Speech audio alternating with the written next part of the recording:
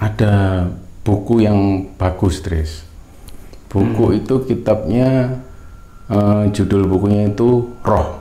Itu karangan ulama namanya Ibnu Qayyim al-Jauziyah. Aku pernah baca buku itu. Terus kenapa aku ingat buku itu, karena aku tiba-tiba itu ingat kejadian tahun 2016 waktu aku ke Pet Bocor antara Welirang Arjuna itu loh. Aku sebenarnya kalau ingat-ingat cerita ini juga sedih gitu loh masalahnya. Kenapa? Karena jadi hari itu gini loh, waktu hari Senin pas aku kerja itu nggak tahu kenapa aku kepingin ke gunung gitu loh, kepingin ke gunung ngapain gitu loh. Aku kan suka baca buku dan kebetulan aku baru dapetin buku itu, bukunya Kitab Roh itu tadi. Nggak tahu kenapa aku tiba-tiba tertarik di pembahasan sekitar itu. Di hari Senin aku kerja itu aku kepikiran, kok aku rasanya kepingin banget ke gunung, nggak tahu kenapa, padahal kalau nunggu weekend kelamaan gitu. Akhirnya aku punya inisiatif mengajukan cuti dadaan gitu loh. Mengajukan cuti dadaan untuk besoknya, hari Selasa dan Rabu aku kepingin cuti, kepingin ke gunung baca buku santai gitu kan. Rencana camping di gunung sih sebenarnya belum kepikiran, cuman yang tak pikirkan pokoknya aku cuti dulu gitu, hari Selasa sama Rabu. Itu aku ngajukan cuti sama bosku di ACC. Oke. Hari Selasa pagi itu aku berangkat. Rencana aku sih mau ke sekitar Pet Bocor situlah, di pos pendakian kita tahu kan di situ. Aku berangkat naik motor jam 8 pagi lah. Jam 8 pagi aku ke warung dulu untuk sarapan. Setelah sarapan aku berangkat lagi santai jam 9. Nyampe di Tretes itu sekitar jam 11 kurang lah, jam 11-an kurang.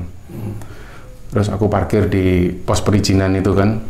Ya kita tahu ya kalau mau ke Arjuno atau ke Welirang, kalau lewat jalur Tretes itu mesti kita melewati yang namanya Pet Bocor. Pet Bocor itu kayak pos pertama lah bagi itu, biasanya teman-teman juga dirikan tenda di situ. Nah itu aku itu senang banget di situ, karena yang pertama juga di wilayah-wilayah sekitar situ, area sekitar situ kan aku dari tahun 99. Dari tahun 99 sudah di sekitar situ. Kalau kita turun ngelewati Pet Bocor itu, kita turun ke bawah itu bisa tembus di Kakek Bodo, bumi perkemahan Kakek Bodo itu. Terus kalau kita naik dari Kakek Bodo itu nanti kita akan ketemu air terjun Alap-Alap. Itu masih asri gitu. Nah aku senang di wilayah-wilayah area-area situ. Jadi begitu aku nyampe di Tretes itu, aku nitipin motor terus aku jalan. Yang tak tuju pertama Pet Bocor, karena di situ ada warungnya emak itu. Dan teman-teman sudah akrab lah sama yang emak penghuni warung situ kan. Jadi warung satu-satunya yang ada di Pet Bocor. Pet Bocor. Begitu aku nyampe sana, emak nanya, ambek sopo tang? Dewean mak, aku bilang gitu kan. Loh gak ambek arek-arek? Enggak, aku iki cuti kok gitu. Terus gitu.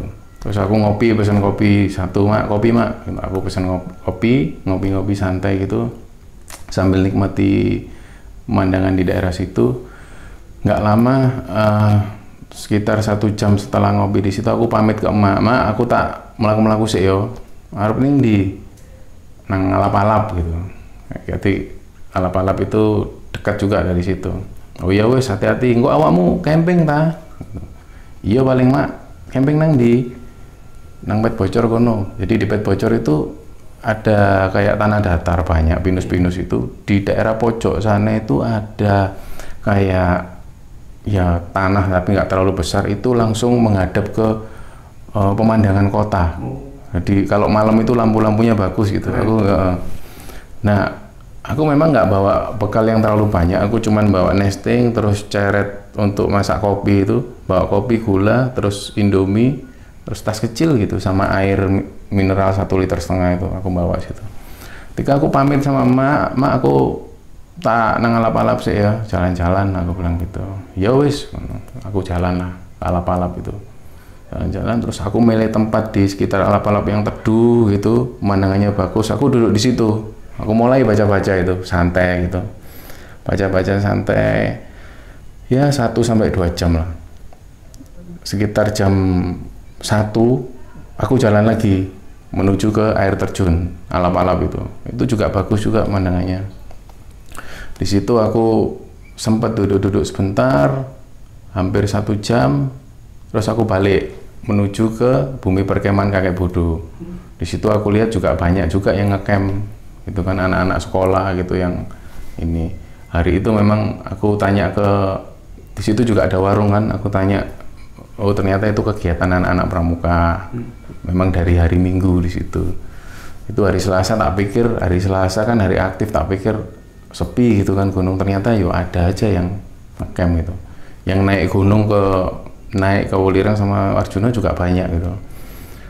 Itu aku agak lama di situ karena aku sempat tidur-tiduran juga di musola situ, Kakek Bodo situ. Kira-kira jam 4 sore. Jam 4 sore itu aku balik ke warungnya emak di Pet Bocor itu. Aku balik. Begitu aku nyampe di Pet Bocor, emak itu bilang gini, "Tang, ono sing goleki awakmu." Loh iya lah mak, sopo gitu. Nah, tak jelasin dulu bahwa di daerah situ di Pet Bocor itu warungnya emak itu sering ngumpul teman-teman pendaki. Jadi teman-temanku pendaki dari daerah-daerah itu kita sering ngumpul di situ. Jadi emak juga kenal gitu loh. Emak juga kenal. Jadi kalau misalnya ada katakan si Fulan ke situ gitu, pasti diomongi ono itang gitu. Atau pas aku ke sana mau ono iki mrene, enten ono gitu. Jadi kita ketemunya di situlah. Emak bilang gitu, ono sing goleki awakmu tang. Loh sapa mak? Aku bilang gitu. Nggak ngerti, gak kenal. Arek mak nunjukkan ciri-cirinya, arek sakmene nggawe topi ndoleki awakmu. Loh iya ta mak? Tapi emak nggak kenal. Oh berarti bukan temenku, berarti mungkin ya siapa kan nggak tahu gitu. Terus menjelang jam 5 aku pamit ke mak, aku tak nang kono ya, tak bikin apa ini ngecamp di situ gitu. Ya wis merono, aku jalan menuju ke pojok situ. Yang tak maksud tadi itu ada kayak sepetak tanah itu yang langsung menghadap ke pemandangan kota gemerlap itu. Aku cuman bawa flysheet dress waktu itu. Jadi flysheet tak tata seperti ini supaya nyaman gitu. Nggak lama itu menjelang maghrib itu mulai mendung, gerimis gitu kan. Gerimis, terus aku mikir, waduh, kalau gerimis itu hujan itu agak susah karena kalau kita pakai flysheet itu kan pasti dari bawah ngeremes air gitu. Aku belum sempat bikin parit dan lain-lain. Jadi aku itu sepanjang hujan itu, selama hujan itu aku cuman jongkok gitu. Sambil aku pakai headlamp, baca buku di situ gitu kan. Sambil ngopi-ngopi di situ. Itu mulai gelap itu, aku setelah maghrib itu aku baca-baca buku pakai headlamp gitu. Ya nggak tahu, mungkin jam 7 atau jam setengah 8 itu. Itu masih hujan posisi. Itu aku dengar ada kayak langkah kaki. Kita tahu kan kalau daun-daun yang berserakan kalau keinjak kaki itu kan kerak, kerak. Aku mikir wah ada orang datang gitu. Aku mikirku gitu, ada orang datang. Jadi aku hentikan baca buku sambil tak dengerin orang itu. Kayaknya semakin mendekat ke arahku gitu. Kerak, kerak, kerak. Gitu semakin dekat. Di depanku ternyata ada cowok. Dia itu pakai ya khas seorang pendaki gitu. Dia pakai topi gitu. Dia pakai payung waktu itu. Terus begitu dekat ke tendaku, dia ikut jongkok. Terus tak tanya, goleki sapa mas sampean? Aku bilang gitu kan. Goleki sampean mas. Loh goleki aku? Iya mas. Terus dia bilang, mas aku njaluk tolong ya mas. Iya apa mas? BE sampai meneh ketemu bapakku, aku nyaluk tolong, aku nyaluk sepuro ya mas, bilang gitu. Dia loh, sampean sopo? Wis gak apa-apa, pokoknya meneh paling sampai nek ketemu bapakku, aku sampai nang ngono mas ya, aku nyaluk sepuro. Gitu, dia bilang gitu. Oh iya sih mas, nunggu sih, ayo mlebu, aku bilang gitu. Aku menoleh, aku rencana mau ngambilin ngambilin tempat buat dia gitu loh. Maksudnya tak pindahin dulu tasku gitu. Begitu aku noleh ke sini dia udah nggak ada gitu loh. Loh, nang dia arek ngomong. Lah kan aku otomatis langsung keluar dari flashit kan. Memastikan di mana dia tadi gitu loh. Begitu aku lihat keluar itu posisi masih hujan itu nggak ada orang gitu loh. Dari situ aku mulai agak nggak enak perasaanku. Ini tadi siapa gitu loh. Terus aku tetap ketika posisi seperti itu, aku cari tahu lah. Aku keluar, aku pakai jas hujanku, aku keluar, pakai senter gitu. Tak cari di mana gitu. Terus aku nggak enak, aku ke warungnya emak, aku jalan ke warungnya emak. Warungnya emak masih buka kan. Mak, mau ono arek nggak mak? Nang gini mak. Kau ono sing mampir iku tang. Loh, kok ono sing marani aku nang flashit? Aku nang kurang diparani cari ini. Aku bilang gitu. Enggak, kan arek gitu. Oh ya wis mak, aku balik lagi kan ke flashit, balik lagi. Jadi aku ndak ngapa-ngapain waktu itu setelah kedatangan anak itu tadi, karena posisi masih hujan dan aku nggak bisa tidur juga di bawah itu, masih becek gitu kan, biarin. Terus akhirnya aku daripada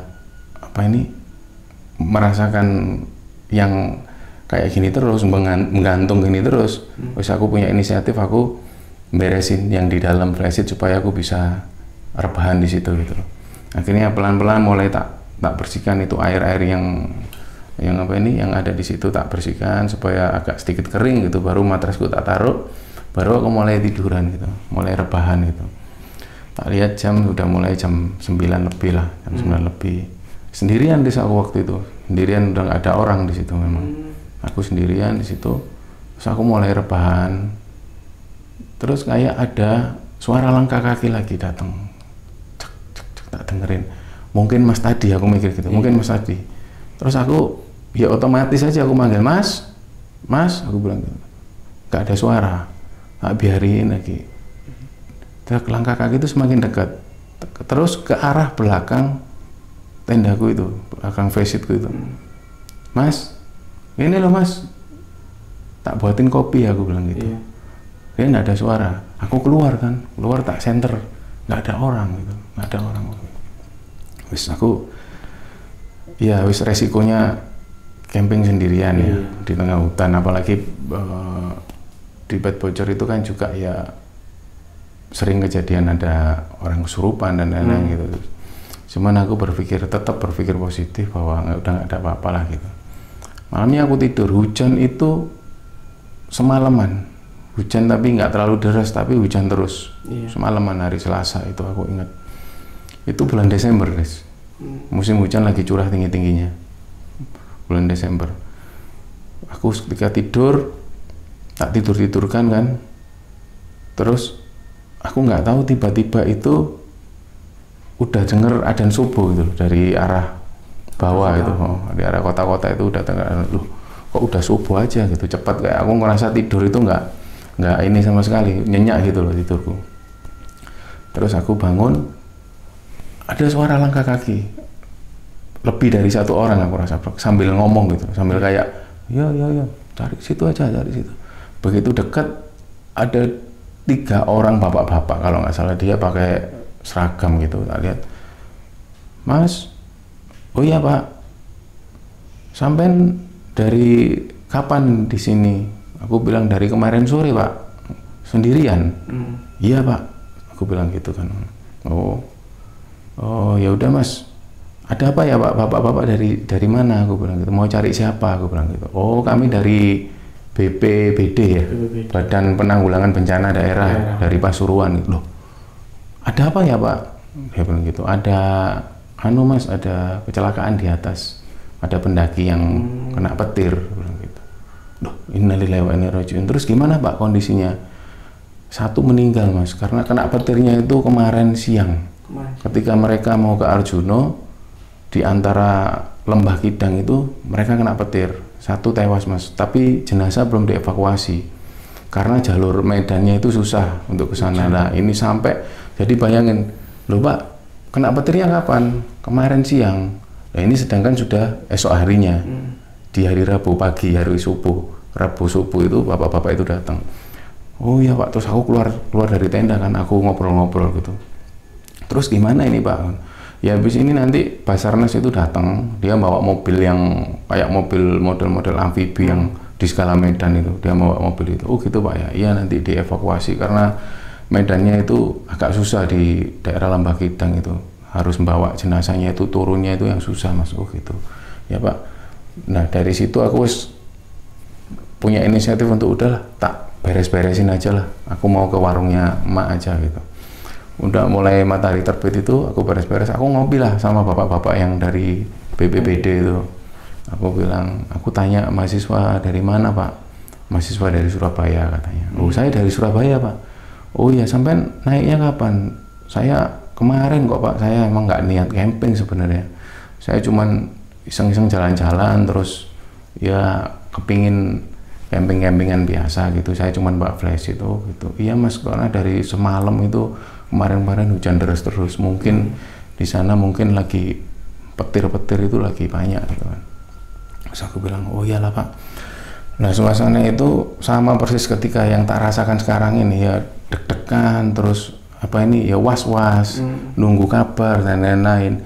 Aku tunggu sampai siang itu, ya itu Basarnas itu naik semua, pakaian orange naik, terus ada tim SAR dari teman-teman anggota Mapala yang beberapa aku juga kenal, itu juga sempat ngajak aku untuk ngesar juga, cuman aku nggak bawa perlengkapan yang memadai gitu kan. Aku bilang, aku sepurane lah, nggak bisa ikut gitu, aku di sini aja lah. Terus aku tak doakan semoga cepat dievakuasi lah jenazahnya gitu. Terus mobil Basarnas naik semua itu, kondisinya mencekam gitu kan. Wes, aku nggak sempat ngikuti mereka. Sekitar sore jam 3 itu aku mulai turun gitu loh. Aku turun aja lah, atau aku juga nggak bisa bantu apa-apa gitu. Aku turun. Lama sekali mereka belum datang. Begitu aku turun di pos bawah itu, di pos perizinan itu sudah rame orang. Nggak tahu mungkin keluarganya, karena memang berita tewasnya dan dari kemarinnya itu, dari hari Selasa itu. Di bawah itu sudah banyak wartawan dan begitu aku turun, kelihatan seperti anak naik gunung. Wartawan ini langsung datang hampirin aku. Mas gimana Mas keadaannya Mas? Mas loh Pak, bukan saya enggak ikut naik gunung yang di atas. Loh Masnya dari atas kan? Enggak Pak, saya cuma camping di Bait Bocor di pos 1, saya enggak ikut naik. Oh saya kira rombongan yang ini, yang 8 orang itu yang kena petir. Bukan Pak gitu. Terus aku ambil posisi di warung situ, di warung pos perizinan itu aku pesan kopi. Di situ suasana ramai, semua ambulan sudah ada, terus mobil jenazah, Basarnas dan lain-lain. Dan di warung situ aku nongkrong sama ada orang-orang banyak, ada dari tim SAR juga, Basarnas juga, mungkin yang standby di situ ya. Aku tanya-tanya gitu kan, korbannya berapa dan kena apa dan lain-lain ya. Dari teman-teman Basarnas itu bilang kalau korbannya insya Allah 1 orang Mas tewas itu kena petir gitu. Yang 2 ini cuma luka-luka, jadi cuman pingsan lah kena petir itu di atas. Aku tanya di daerah mana kenanya. Jadi prediksi mereka itu setelah mereka muncak dari Arjuna itu, terus mungkin kondisinya petir dan hujan, mereka memutuskan turun, terus di Lembah Kidang, daerah situ itu, daerah Lembah Kidang itu mereka kena petir gitu loh. Di hari itu, di hari kemarin itu ya teman-temannya yang turun ngabari bapaknya. Jadi aku lihat ada keluarga-keluarga yang nangis semua. Nah begitu aku lihat ada sosok bapak ya, bapak itu yang nangis gitu kan, tiba-tiba itu aku kepikiran anak laki-laki yang kemarin datang ke tendaku gitu. Astagfirullahaladzim, aku mikir gitu, apa mungkin ada hubungan gitu. Aku shock gitu loh di situ. Apa mungkin ini ada hubungan sama bapak-bapak ini gitu. Jadi bapak-bapak itu ada satu bapak-bapak yang kelihatan banget kalau dia ini orang tua dari korban, karena dari penampilan beliau itu kayak sedih banget gitu, kehilangan anaknya gitu. Terus aku tanya sama teman-teman Basarnas yang ada di situ, Mas, itu bapaknya korban? Iya Mas, yang itu, yang baju itu. Oh gitu. Nah terus ada 2 orang atau 3 orang anak yang seumuran dia itu, dia bilang, Mas, saya juga dari fakultas yang sama. Loh iya, kamu kenal sama korbannya? Kenal Mas. Terus aku bisa ngobrol nggak sebentar gitu? Iya bisa Mas. Aku ngobrol sama 1 orang ini, tak tarik keluar gitu, aku ngobrol, aku cerita, aku pengen tahu ciri-cirinya temanmu yang korban ini, petir ini, gimana ciri-cirinya. Dia bilang kalau ini ciri-cirinya gini-gini Mas. Dari situ aku langsung neteskan air mata, karena aku rasa dia ini yang diceritakan itu adalah anak ini. Seketika itu juga terus aku ambil wudhu, aku sholat gaib untuk mendoakan si anak ini yang korban itu, karena aku yakin banget yang jadi korban ini, yang kena petir itu adalah anak yang nemuin aku malam hari di tenda, yang dia bilang, Mas, nek meni ketemu bapakku, aku titip nyaluk sepuro gitu. Aku bilang ke temennya ini, aku bilang, dia bilang gitu, dia bilang minta maaf ke bapaknya gitu. Aku minta tolong bisa nyampaikan nggak ke bapaknya, karena aku mau nyampaikan ke bapaknya nggak bisa masuk, karena pihak-pihak berwajib kayak polisi itu ngelarang aku masuk gitu. Kalau bukan keluarga nggak boleh masuk Mas gitu. Padahal aku kepingin menyampaikan ke bapaknya kalau malam itu ada orang yang datengin aku, dan aku yakin itu anaknya mau menyampaikan sesuatu gitu. Aku nggak tahu anaknya ini mungkin masih punya tanggung jawab apa ke bapaknya gitu. Aku bilang ke temannya itu kan, dia, temanmu itu bilang seperti itu ke aku. Temannya ini nangis kan, nangis. Iya Mas, sebenarnya dia itu kepingin banggakan orang tuanya gitu loh. Dia itu kepingin lulus tepat waktu gitu loh. Karena dia, bapaknya itu juga kepingin dia itu lulus gitu. Saya di fakultas yang sama. Aku dari situ setelah aku sholat gaib itu, terus ya itu aku sedih banget gitu. Kenapa kok aku nggak bisa menyampaikan langsung ke bapaknya si almarhum ini gitu loh. Tapi temennya ini sudah sanggup untuk menyampaikan ke bapaknya, Mas, kalau memang benar Masnya ketemu dengan temanku waktu itu, nanti aku coba sampaikan ke bapaknya almarhum gitu. Oke, aku minta tolong banget ya, karena waktuku juga nggak banyak, aku besok harus kerja lagi, jadi sore ini aku harus pulang ke Surabaya, aku bilang gitu. Ya Mas gitu. Sore itu dengan rasa yang sedih gitu kan, aku itu pulang, di jalan itu aku pulang sambil kepikiran dia, sambil kepikiran wajahnya yang dia ngomong itu dengan tulus gitu loh. Maksudnya, Mas, aku minta tolong ya Mas, tolong aku mintakan maaf ke bapakku, bilang gitu. Ya bilang gitulah pokoknya. Dari situ aku mikir, sebagai anak terus bapak yang ditinggal gitu kan, pasti kan ngerasa kehilangan banget gitu loh. Malam itu aku pulang, nyampe di rumah itu, terus aku rasanya capek banget gitu, pikiranku capek, fisikku capek gitu.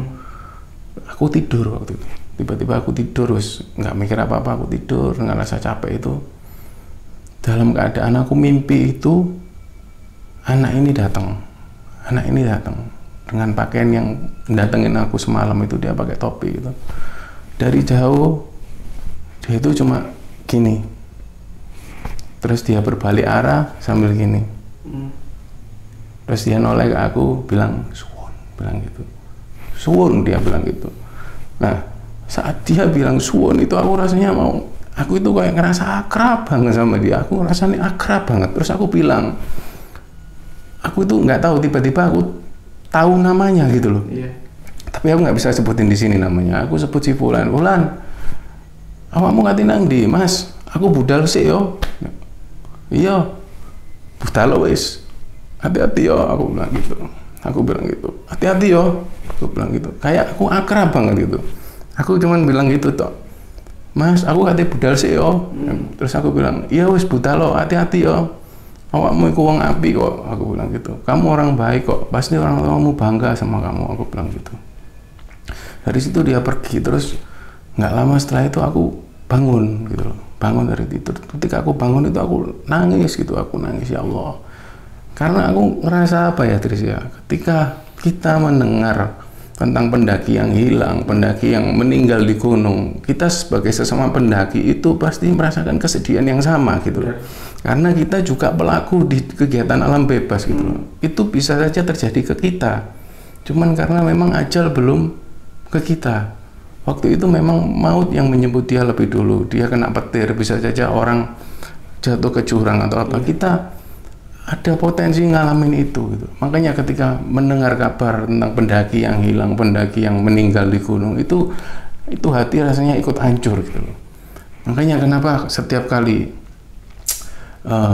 adik-adik kita yang mau naik gunung ketika bilang, "Mas, aku mau ke Lawu, aku mau ke sini," kita selalu pesan bahwa hati-hati, jangan lupa untuk selalu ingat Tuhan. Bagi yang Muslim, kamu jangan pernah meninggalkan sholat, kamu jangan pernah untuk selalu zikir sama Allah gitu kan, zikir terus, zikir sepanjang jalan. Jangan pernah membuat sesuatu yang bisa menyebabkan kamu celaka, misalnya ngomongmu diatur, jangan uraan karena ini gunung gitu loh.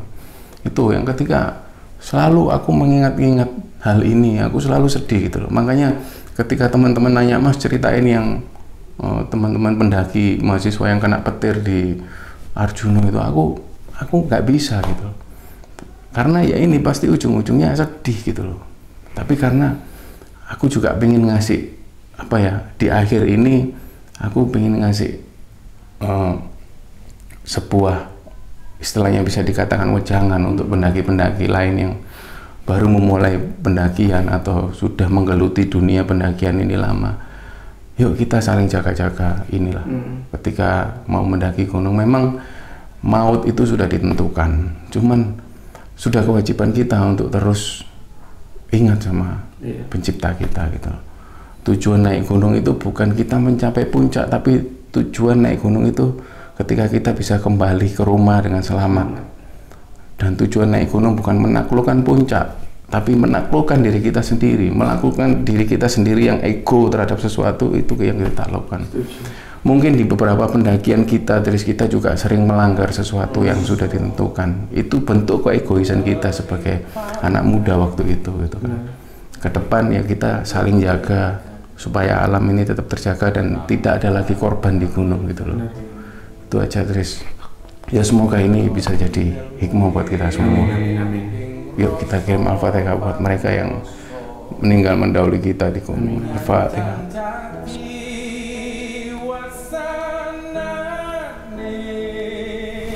Amin. Brebes mili banyu saking langit, tibeng gedung lumempah ing pangkon, anut nyemplung lelakon ngeure,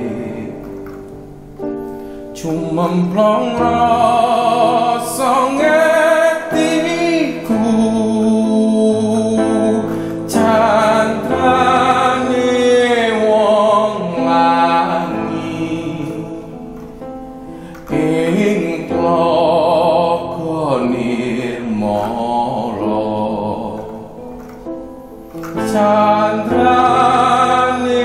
kumambang ing sendang sumara.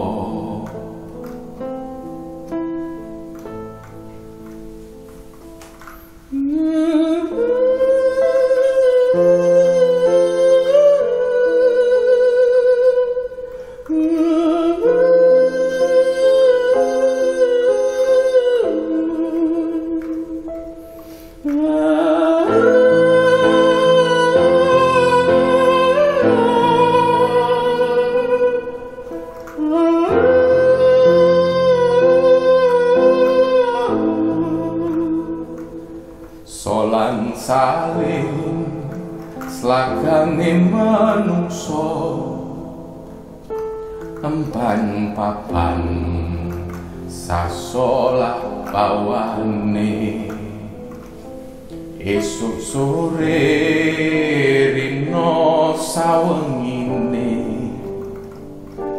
ajer-ajer ing kanan